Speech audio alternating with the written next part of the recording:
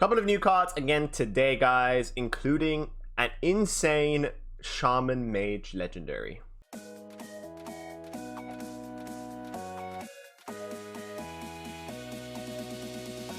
Hello everybody and welcome back to my channel and to another card review, guys. We are fully into the card review season now. Only a couple more days left before the final card review live stream, I believe on the 29th of July. So a couple more days of reviews. I'm going to start off with a very interesting neutral legendary, Vectus. Vectus is a 5-mana 4/4 with a battle cry, summon 2 1/1 whelps.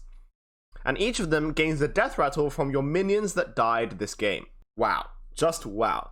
I mean, initially, right, let's just forget about the whole death rattle effect. It's a 5-mana 6/6. It's a 5-mana 4/4 summon 2 1/1 tokens. That's really good. Like, I feel like even without the insane death rattle effect, this is already a good card. And if you put on the death rattle effect, I mean, that's incredible, right?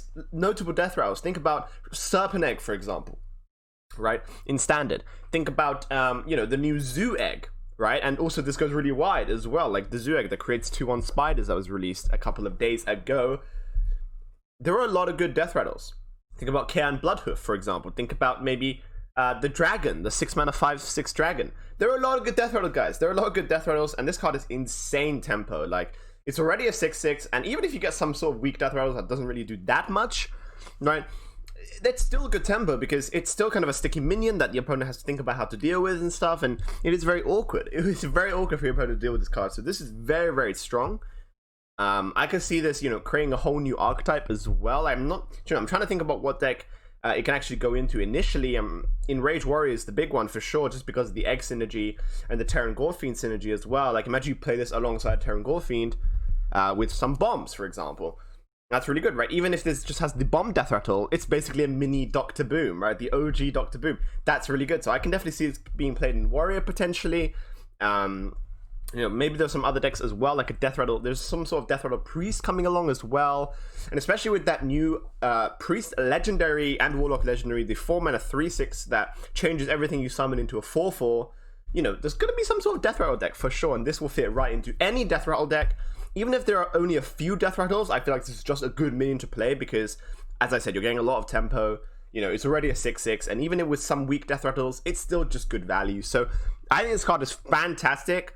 And I'm going to give this an 8 out of 10 as a result. Next up, we have an insane dual-class legendary, which is what I was hinting at before in the intro. It is a Shaman Mage legendary Ras Frost Whisper, 5-mana 3/6. At the end of your turn, deal 1 damage to all enemies, improved by spell damage. Wow, okay, so this is basically Despicable Dreadlord. If you guys remember Despicable Dreadlord from back in the day, it was a 5-mana 4/5, deal 1 damage to all enemy minions at the end of your turn. This is all enemies, so it also can hit face. That's a little bit of a thing that it can do, which is sometimes relevant. But the important thing about this card, and why I think this card is incredibly strong, is that it's improved by spell damage, right? Let's think about Shaman first, right? Because this is a dual class card. Shaman, they have the spell damage totem. That's already one source of spell damage that they can have and pretty consistently have as well, just by pressing the hero power button. And with the new card Totem Goliath, they can consistently summon a lot of totems onto the board. And if they do have spell damage onto the board, this is deal 2 damage to all enemies at the end of your turn. That's absolutely incredible. If you have +3 damage, if you have +4 spell damage, this is going to be absolutely insane. Think about Mage, obviously. All classes firstly just have access to Blood Mist Thalnos, which is a source of spell damage. But Mage especially has that new legendary, the 5-mana 3/8, I believe. Whenever you cast a spell, gain 1 spell damage. So that's obviously synergizes really well with this card. The issue with that is this is also 5-mana, so it is relatively expensive. I don't know if this is going to be some sort of combo card, because it obviously does go face. So you could use it as some sort of board clear in the late game by playing this alongside a couple of spell damage minions to clear the board, for example, and obviously develop your own board as well. But I feel like this is just going to be a good minion to play on turn 5, right? Highlander decks would love this. It's just another source of board clear. Even if you're getting the 1 damage AoE at the end of your turn on turn 5, that's pretty good, right? You can take some value trades, you can leave them all at 1. Despicable Dreadlord's an insane card. And I feel like this card is no different. The stat line's actually, I feel like, a little bit better as well. It has a little bit more health, so it can survive a little bit more, and it can make use of that spell damage effect. So I think this is just a really strong card in control decks, potentially in mid-range decks as well. This is a legendary, so you're only going to have 1 of in your deck, so not as good as Dreadlord in that sense. I don't think this is as good as Dreadlord, Because Dreadlord, you got to remember, also was in Warlock, and these two classes that this card is obviously in is, you know, definitely quite controlly, but not that good at dealing like AoE, like 1 damage AoE effects, right? Obviously, Warlock back in the day had Defile, now it has Rain of Fire, Dark Sky, so they have a lot of ways to like chip down the opponent's health to become like 1 or 2 health, and then this can clear the board to finish off for very cheap as well, like Rain of Fire, for example. But you know, especially in Mage, there's not really a way to do that effectively, I feel like. You can obviously use Blizzard or something, but maybe you can play this as a setup for a Blizzard on the following turn for removal. You know, but there's not like a wave of removal kind of thing for very cheap for Mage, right? They have Arcane Explosion, but that's about it. So it's definitely, I don't think it's as good. I think it's still a very strong card though, and it's auto included in high-end decks, both high-end the Mage and high-end the Shaman, which I think are both, you know, low tier 2 decks kind of in the next expansion. This could also produce a kind of spell damage Mage deck, especially with the new legendary where you just play like Sorcerer's Apprentice and a bunch of cheap spells, and you have these two like as finishers, and you have a bunch of burn, right? Kind of like a tempo burn mage with spell damage. Yeah, I can see that definitely happening as well. And in Shaman, I think this is just a very good control tool. It's a very nice minion to play, and you can make use of that totems. You know, it gives your opponent a little bit more incentive to kill off your totems, right? You don't want to just be leaving the totem spell damage totem up because they fear Ras Frost Whisper. So because of those reasons, I'm going to give this a 7 out of 10. I think it's a really strong card. I'm not sure if it's going to be a tier 1 card. I don't think it's going to be in a tier 1 deck, but simply because I don't think Mage and Shaman are going to be tier 1. But I think every Mage and Shaman deck will probably see this card in some way. So yeah, 7 out of 10 for me. And the next card we have is another dual class card for Druid and Shaman. We already saw a Druid and Shaman dual class in the form of Lightning Bloom, which is a very strong card, and I think this is also a very strong card as well. Groundskeeper, 4 mana, 4/5 taunt. So very good stats, guys. Already just insane stats. If you're holding a spell that costs 5 or more, restore 5 health.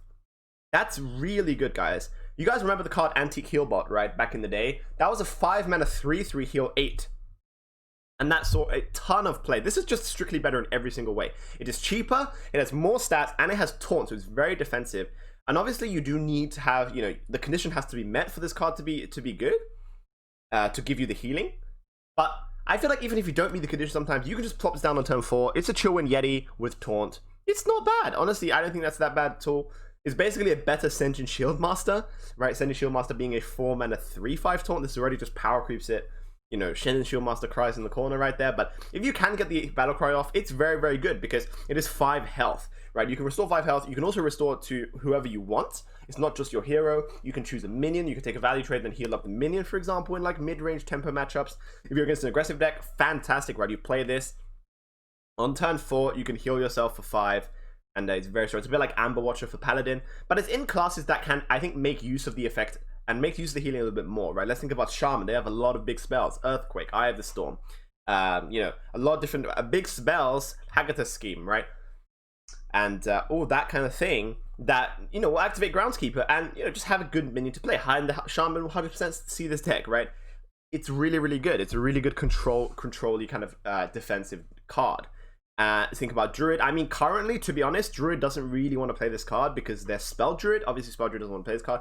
But if there is a new Druid archetype in the new expansion that makes use of maybe Natural Selection, the new 10 mana spell, I don't see that's happening, but people are definitely going to try and give it a go. But yeah, if they make use of some expensive stuff, I mean, obviously, already they have Overflow in Druid. So, you know, like, you can kind of build a Druid deck around this, maybe. I don't really see that happening at the moment. I feel like Spell Druid is just way too strong, and it's going to get even stronger in the next expansion with the new cheap spells that Druid is going to get. So some sort of, like, big Spell Druid is not really going to come across, I think, unless they release some other synergy cards. But this is just still a good card. This is definitely more of a Shaman card, in my opinion. It's very, very defensive card. And in a vacuum, guys, this card is really, really insane. So I'm actually going to give this, I think I'm going to give this a 6 out of 10. I don't think it's going to be, you know, meta defining, obviously. I think it will fit into most Shaman decks if they're a control variant. And high in the Shaman, I feel like it's getting quite a few good tools here. So maybe it can be like high tier 3, low tier 2. And yeah, because this card is just so good in a vacuum, I'm going to give this quite a high rating of 6 out of 10. Really strong card. Okay, so for the final card of this episode, we have a Paladin legendary, the Tenured Professor Trillian. 8 mana 3/12, so very interesting stat line for Paladin here. Surprises it's not actually a dragon, but it has Rush, and whenever this attacks a minion, set that minion's attack and health to 3. So firstly, a very similar effect to a card that we all know and love from the past, Sunkeeper Tarium, which obviously has the battle cry of setting all minions attack and health to 3. But this only sets 1 minion. Whenever you attack, obviously it does have rush, so you can immediately attack into a minion and set the minion to a 3/3, and thus take a trade, of course, because this has 3 attacks. So you could kind of see this card as an 8 mana 3/9, because the minion it's going to hit into is always going to have 3 attack due to its effect. You could see it as a 8 mana 3/9 battle cry, kill a minion, right? And if you look at it like that, which is kind of like how this card is, you can only attack once a turn, it's guaranteed to kill a minion. It is restricted a little bit by taunt, for example. Like, you have to attack the minion with taunt first. You know, it's guaranteed to have 9 health every time, and it can then go again for another kill on the next turn if it's not removed. So that's pretty decent. 8 mana 3/9 kill a minion. It's not bad, right? And the fact that it's 9 health afterwards, after taking a trade, is quite difficult to kill. So it might stick around for the next turn, and then allow it to take another trade. And even if it doesn't, it respects that you have to, you know, the opponent has to remove this, basically. It kind of just has taunt once again, it has pseudo taunt, because it's so threatening if the opponent doesn't remove this. Because it's threatening their board, it's threatening another removal. So yeah, it's a really big threat that the opponent does have to remove. Unfortunately for Paladin, there's no real way to buff high health minions. It's not Priest. This would be a fantastic Priest card, due to the fact that Priest can, you know, deal with high health totals really nicely. But Paladin, they can't really do that effectively. So this really is just like a removal card that's pretty solid. It will definitely see play if there is some sort of control Paladin around. But the problem I have with this card is I just don't see control Paladin working out in the new expansion. I think control Paladin is very lacking in terms of, you know, the resources it has in terms of controlling the board. I know it has consecration. I know it has, you know, like equality and Libram of Justice and stuff, but I just don't think that's enough. There's no card draw for Paladin. Without card draw, it makes it really difficult for control decks to be able to, you know, control the board, because they're just going to have less resources. They're sometimes not going to have what they want, and they can't efficiently get, you know, everything that they're looking for. Obviously, with the new card Sphere of Sapience that was released, that Scry card, obviously fantastic, amazing card, really cool card. And obviously that's a neutral weapon, so it could be used in Paladin and could be used in some sort of this control Paladin deck that this card obviously fits into, to try and thin the deck a little bit and tailor your draws a little bit more effectively. But I don't know, it just doesn't seem like it's going to work out. I don't see a control Paladin working out. Like, you know, right now it's either Murlocs or pure Paladin or Libram Paladin, and then Libram's, yeah, a little bit control-y, but it's more of a mid-range deck. And like, does this card fit into Libram Paladin? Maybe it does, but it is a little bit slow. It is 8 mana. I mean, technically it's a threat, I guess, and you can buff it with, like, you know, Hand of Adal and all the Librams, so maybe it does fit into Libram Paladin. But it's a bit of a fringe card. I'm not really sure. So I'm actually going to give this card a 4 out of 10. I know it's a very low rating. I know it's a legendary card, but the fact that it might not even see play in Libram Paladin, which is probably going to be a low tier 2 deck, and even still this might not see play, I can't really give it that high of a rating. I think that definitely will see experimentation. It's a very cool design. It's a very cool card, obviously. Everyone loves Sunkeeper Tarium, so it's very flavorful, but personally, I just don't see control Paladin working out unless they print some more card draw for Paladin, or some more control tools. So yeah, 4 out of 10 for me. And that is going to be it for this episode. Hope you guys have enjoyed the video. If you have, please smash that like button and subscribe for more Hearthstone content. Let me know what you think about all the cards discussed in this video below. We're gonna have 3 more days of cards, I believe, and a lot more cards jam-packed in the next coming days. So gonna be a lot more videos on my channel.